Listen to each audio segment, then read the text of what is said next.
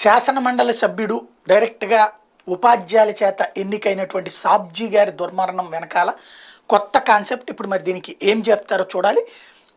MLC Sabji మృతిపై ఆయన కుమారుడు ఆజాద్ పలు అనుమానాలు వ్యక్తం చేశారు. తన తండ్రిది సాధారణ రోడ్డు ప్రమాదం కాదని ఎవరో కుట్రపూరితంగా పథకం ప్రకారమే చేసి ఉంటారని ఆరోపించారు. మా నాన్న మృతదేహానికి పోస్ట్ మార్టం చేసి బయటికి తీసుకొచ్చాక ఇంకా రక్తం కారుతోంది. ఆయన ఎమ్మెల్సీ అయినా పోస్ట్ మార్టం సక్రమంగా చేయలేదు. ప్రమాదకారకులు తప్పించుకునేలా పోలీసులు విచారణ ఉన్నట్టు అనుమానంగా ఉంది.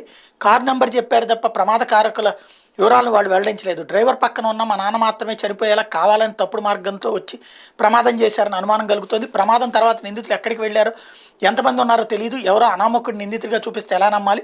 మాకు అనుమానాలు ఉన్నాయని చెప్తున్న పోలీసులు రోడ్డు ప్రమాదంగానే కేసు నమోదు చేశారు. ఇదేంటని ప్రశ్నిస్తే మరో ఫిర్యాదు ఇవ్వాలని చెప్పారని ఆజాద్ ఆరోపించారు. తన తమ్ముడికి జరిగింది ప్రమాదం కాదని కావాలని చేయించినట్టుగా భావిస్తున్నాను సాబ్జీ సోదరుడు షేక్ ఫకీర్ కూడా ఆరోపించారు. ఎమ్మెల్సీ సాబ్జీకి జరిగిన ప్రమాదంపై ఉదయం నుంచి అనేక ఊహాగానాలు ప్రచారంలోకి వచ్చినాయి.